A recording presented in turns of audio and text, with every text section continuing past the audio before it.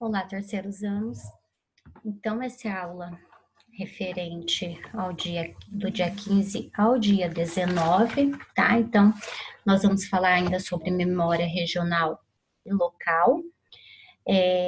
O assunto de hoje é a Guerra do Contestado, tá? Então, eu tô falando um pouco nessa aula a respeito, é uma revisão só do que vocês já viram do que foi a Guerra do Contestado. Eu vou estar postando um material de apoio lá no mural, né, que fala, é um texto bem completo a respeito da Guerra do Contestado. E agora nós vamos mudar um pouco o formato com que essas atividades serão postadas, de acordo com a orientação da CED, tá? Então, nos dias que vocês têm aula, por exemplo, o terceiro B que tem aula, terceiro A que tem aula na segunda-feira, então é postado o vídeo, material de apoio e é solicitado uma atividade.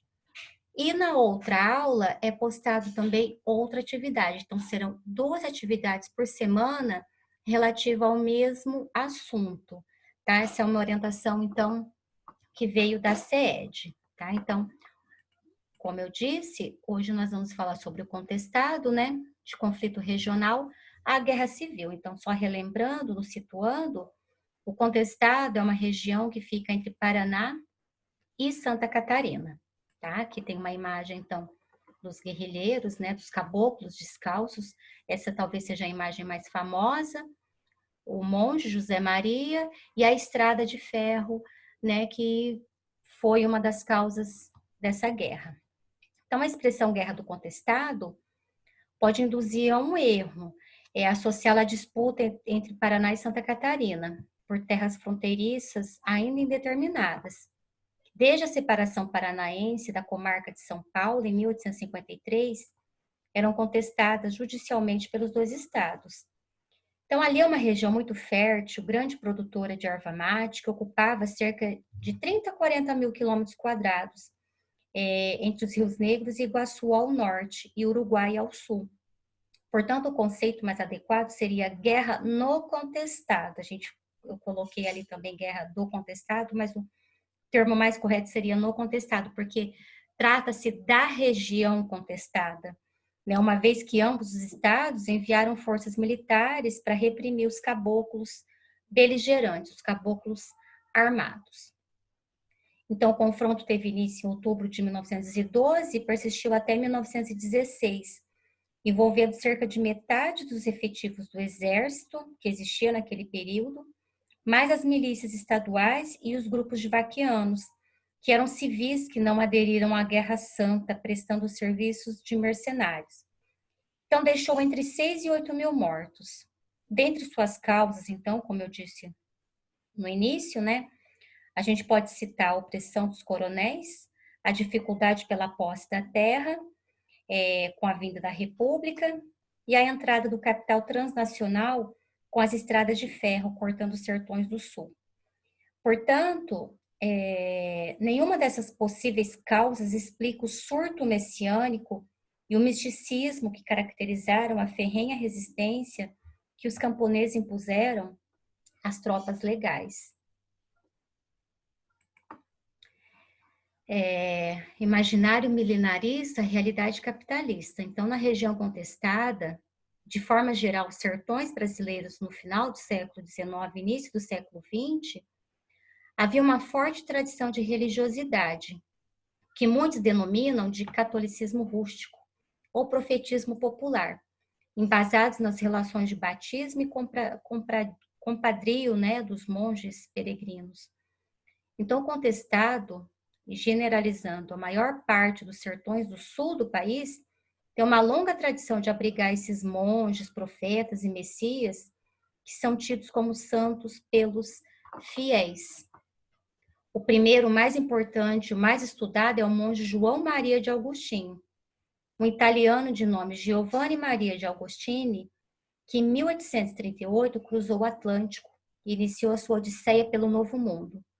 Atuou como missionário religioso pelos sertões brasileiros entre 1844 e 1852, inspirando muitos com sua conduta de penitente.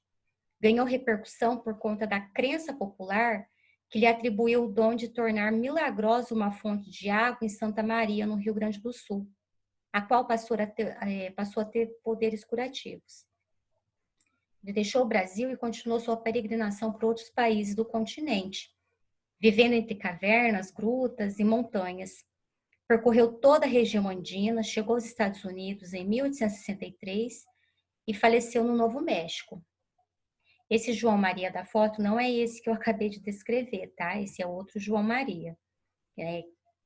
Conforme as pregações, eles foram aparecendo, tá? Essa é uma outra imagem dele, né? Então, essa pregação apocalíptica, né, de João Maria, suas curas e o poder medicinal das águas santas, como eram conhecidas as grutas por onde passava, abriram espaço por intermédio da fé dos sertanejos para o surgimento de novos profetas após seu desaparecimento. A personalidade mítica do primeiro João Maria o fez ser confundido com o segundo João Maria, esse daí da foto, que percorreu os campos paranaenses e catarinenses após a Revolução Federalista e desapareceu por volta de 1908. Esse João Maria de Jesus, como se anunciava, ele fazia abertas críticas à República, né? Falava que era a lei do diabo, lei de Deus, fazia profecias que de fato acabavam acontecendo, né? Como as guerras, as vendas de gafanhoto de aço, que seria as serrarias, que comeriam toda a madeira, e os dragões que soltavam fumaça pelas ventas, ele fazia uma referência aos trens. Então, em torno da figura mítica de João Maria, formou-se um corpo de doutrina, o evangelho caboclo, com face anedótica, miraculosa, seus aspectos morais e sociais. Todas as décimas, trovas e repentes transcritos, né, por Euclides Caboclo, percorreu os sertões de Santa Catarina durante 40 anos. Então, o ano de 1908 coincide com o início da construção da estrada de ferro São Paulo-Rio Grande, concessão do sindicato de Percival Farquhar. A Brasil Highway receberia do governo federal uma faixa de 15 mil quilômetros em cada margem da ferrovia. Obviamente, o traçado da ferrovia não era reto, né? Era sinuoso, aproveitando as melhores terras da região, desapropriando os poceiros que ali moravam. E o mesmo aconteceu, né, com a instalação da madeireira Southern Brazil Lumber, instalada no município de Três Barras, em Santa Catarina, em 1911. Então, a exploração em escala industrial num vasto território logo tornou a Lumber a maior madeireira da América do Sul, inibindo a produção de pequenos exploradores de madeira e acirrando os conflitos por terra na região. Hoje, toda essa construção que desencadeou a guerra no contestado, ela virou um amontoado de ferro mesmo e parte é museu, né? Não se aproveitou até hoje não se aproveitou toda essa construção. Então, nessa conjuntura de transformação social, modernização, ou mesmo ruptura com os antigos costumes e laços paternalistas, a ideologia do progresso de mundo tradicional do caboclo ganharia notoriedade, então, com a figura do terceiro monge José Maria, que era um curandeiro, tá? Então, as pregações, né, de curas e profecias de José Maria representaram um processo de organização da Irmandade. A leitura das lendas heróicas, né, de Carlos Magno e o ambiente místico da religiosidade popular do contestado dirigiram a ação dos sertanejos em sua rejeição à realidade opressora. Essa representação religiosa denota a forma prática pela qual o caboclo compreendia e agia sobre o mundo. Ele pregava que ele criaria um novo mundo ali na região. E isso fez com que os caboclos o seguissem, né, armados. Então, sob o pretexto de que os fanáticos haviam proclamado a monarquia e coroado o novo imperador, o coronel Albuquerque pediu o apoio policial ao governador de Santa Catarina, Vidal Ramos. Os telegramas do coronel provocaram alarme em Florianópolis, Curitiba e repercutiram até na imprensa do Rio de Janeiro.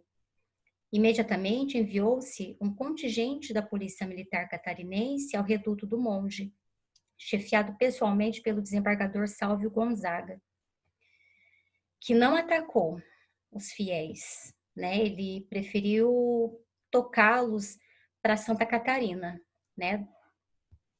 Então José Maria seguiu pelos campos do Irani, perto de Palmas, que era do Paraná naquele período. A grande maioria dos fiéis que cercavam foram dispersos, acompanhando apenas 40 homens, poucos armados.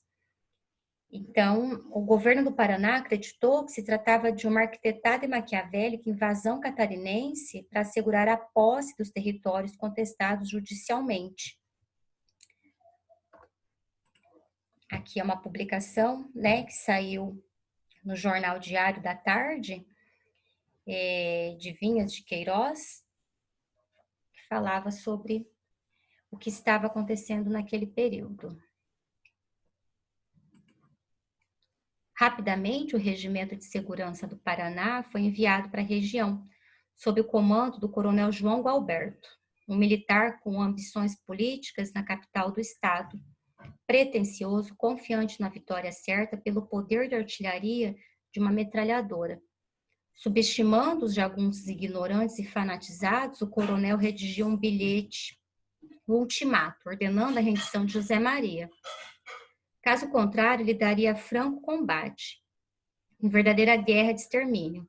E em caso de resistência, seus seguidores deveriam retirar as mulheres e as crianças que ali estivessem, sem garantias e sem compreender os motivos pelos quais era perseguido. O monge não se entregou. No inevitável combate, pereceram então José Maria e o coronel João Gualberto. Porém, com poucas baixas, os sertanejos se sentiram vitoriosos. Então, a morte dos dois comandantes parecia pôr fim no litígio, pois muitos dos caboclos voltaram para Taquarussu, em Santa Catarina, e os sobreviventes da polícia retornaram à capital. Todavia, a crença na ressurreição de José Maria e a esperança messiânica de que o monge voltaria dos mortos com um exército encantado mantiveram o espírito de exaltação dos rebeldes, e que o que era apenas um estado de endemia tornou-se uma epidemia generalizada. Estava decretada a Guerra Santa de São Sebastião. Pelos próximos 4 anos, os camponeses se organizariam numa resistência ferrenha pela terra e pela fé, na esperança milenarista de estabelecer a lei de Deus aqui na Terra. Esse é só o início da história. Como eu disse no início da videoaula, eu estou postando, então, a história completa, né, em PDF, lá no campo mural, uma atividade também a ser postada aqui no campo atividade do Google. E na próxima semana, na próxima aula também, para valer as 2 presenças dessa semana, vou estar postando uma outra atividade também a respeito do tema, tá certo? Até lá, então.